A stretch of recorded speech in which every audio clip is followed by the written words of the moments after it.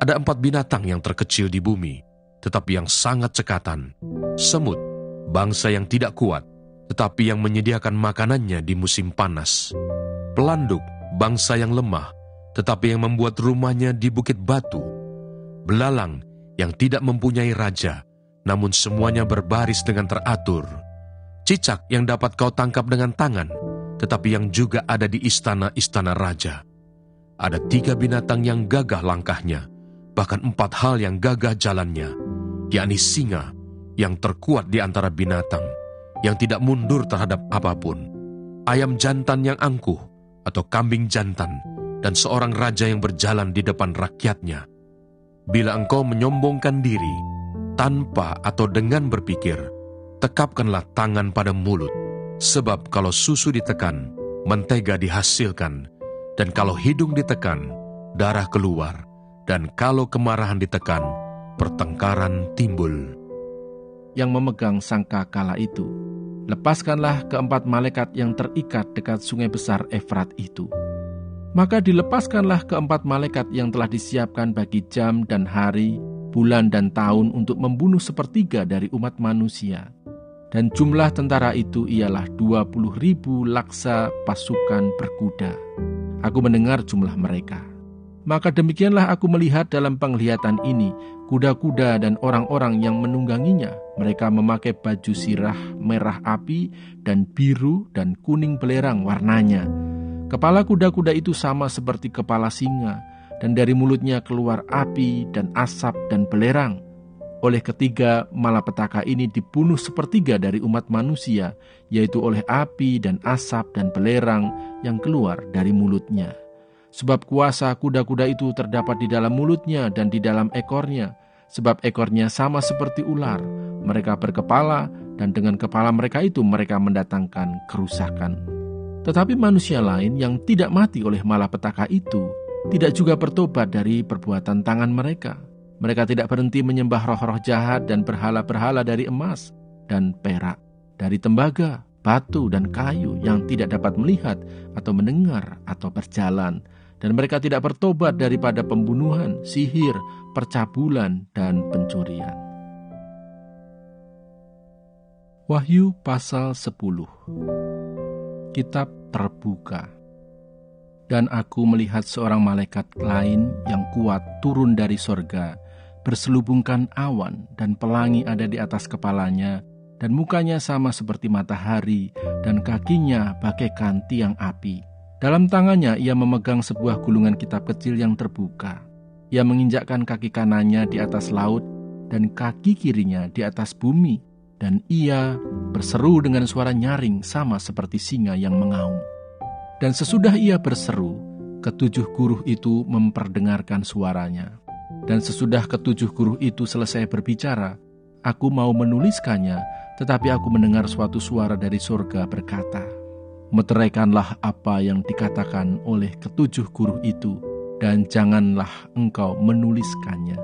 Dan malaikat yang kulihat berdiri di atas laut dan di atas bumi, mengangkat tangan kanannya ke langit, dan ia bersumpah demi Dia yang hidup sampai selama-lamanya, yang telah menciptakan langit dan segala isinya, dan bumi dan segala isinya, dan laut dan segala isinya, katanya, tidak akan ada penundaan lagi.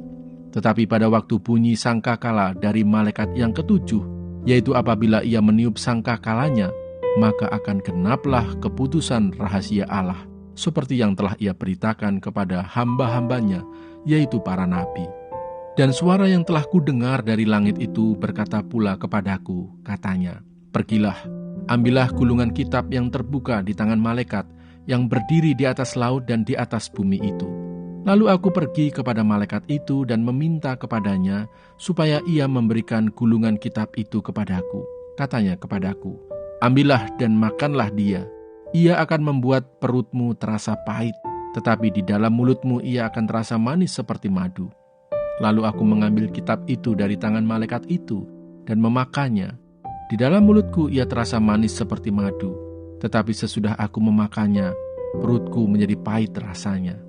Maka ia berkata kepadaku, engkau harus bernubuat lagi kepada banyak bangsa dan kaum dan bahasa dan raja. Beberapa kepala kaum keluarga tatkala datang ke rumah Tuhan yang di Yerusalem, mempersembahkan persembahan sukarela guna pembangunan rumah Allah pada tempatnya semula. Mereka memberi sumbangan sekadar kemampuan mereka untuk perbendaharaan guna pekerjaan itu sebanyak 61.000 dirham emas, 5.000 mina perak, dan 100 helai kemeja imam. Adapun para imam dan orang-orang Lewi, dan juga sebagian dari rakyat, serta para penyanyi, para penunggu pintu gerbang, dan para budak di bait Allah, menetap di kota-kota mereka. Demikian juga semua orang Israel yang lain, masing-masing di kota-kotanya sendiri. Esra pasal 3. Pembangunan Mezbah. Ketika tiba bulan yang ke-7, setelah orang Israel menetap di kota-kotanya, maka serentak berkumpullah seluruh rakyat di Yerusalem. Maka mulailah Yesua bin Yosadak beserta saudara-saudaranya, para imam itu, dan Serubabel bin Sealtiel beserta saudara-saudaranya, membangun Mezbah Allah Israel untuk mempersembahkan korban bakaran di atasnya, sesuai dengan yang ada tertulis dalam kitab Taurat Musa, abdi Allah. Mereka mendirikan mezbah itu di tempatnya semula. Sungguh pun mereka ketakutan terhadap penduduk negeri. Lalu mereka mempersembahkan di atasnya korban bakaran kepada Tuhan, korban bakaran waktu pagi dan waktu petang. Mereka juga mengadakan hari raya Pondok Daun, sesuai dengan yang ada tertulis, dan mempersembahkan korban bakaran hari demi hari, menurut jumlah yang sesuai dengan peraturan, yakni setiap hari menurut yang ditetapkan untuk hari itu. Dan sejak itu diadakanlah korban bakaran yang tetap, juga korban bakaran pada bulan baru, dan pada setiap hari raya yang kudus bagi Tuhan. Dan setiap kali orang mempersembahkan persembahan sukarela kepada Tuhan. Sejak hari pertama bulan yang ke-7, mereka mulai mempersembahkan korban bakaran kepada Tuhan. Namun dasar bait suci Tuhan belum juga diletakkan.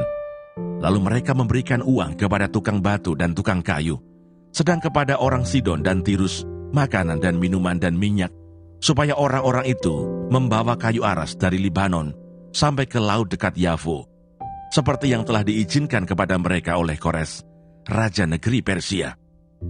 Perletakan dasar bait suci.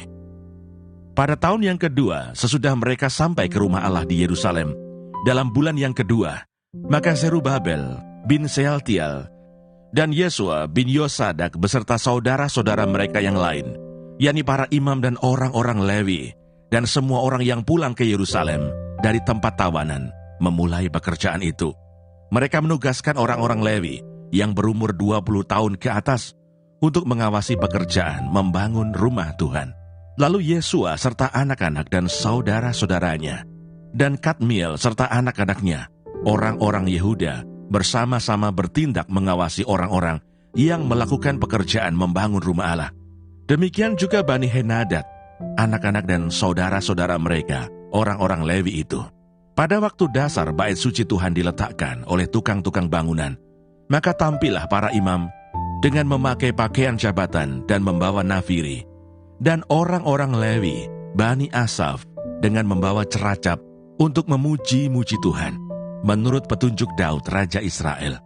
Secara berbalas-balasan, mereka menyanyikan bagi Tuhan nyanyian pujian dan syukur, sebab Ia baik, bahwasanya untuk selama-lamanya kasih setianya kepada Israel.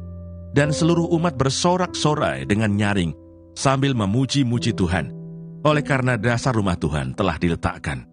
Tetapi banyak di antara para imam, orang-orang Lewi, dan kepala-kepala kaum keluarga, orang tua-tua yang pernah melihat rumah yang dahulu, menangis dengan suara nyaring ketika perletakan dasar rumah ini dilakukan di depan mata mereka. Sedang banyak orang bersorak-sorai dengan suara nyaring karena kegirangan. Orang tidak dapat lagi membedakan mana bunyi sorak-sorai kegirangan dan mana bunyi tangis rakyat, karena rakyat bersorak-sorai dengan suara yang nyaring, sehingga bunyinya kedengaran sampai jauh. Esra pasal 4. Pembangunan Yerusalem terhambat oleh perlawanan.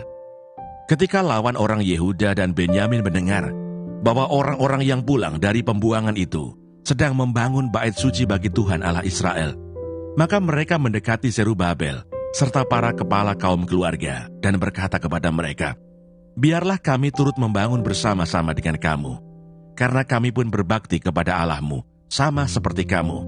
Lagi pula kami selalu mempersembahkan korban kepadanya, sejak zaman Esarhadon, Raja Asyur, yang memindahkan kami kemari.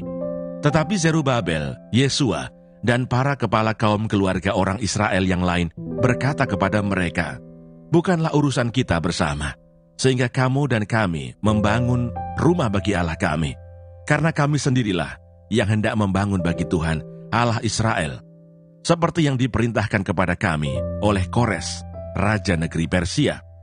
Maka penduduk negeri itu melemahkan semangat orang-orang Yehuda dan membuat mereka takut membangun.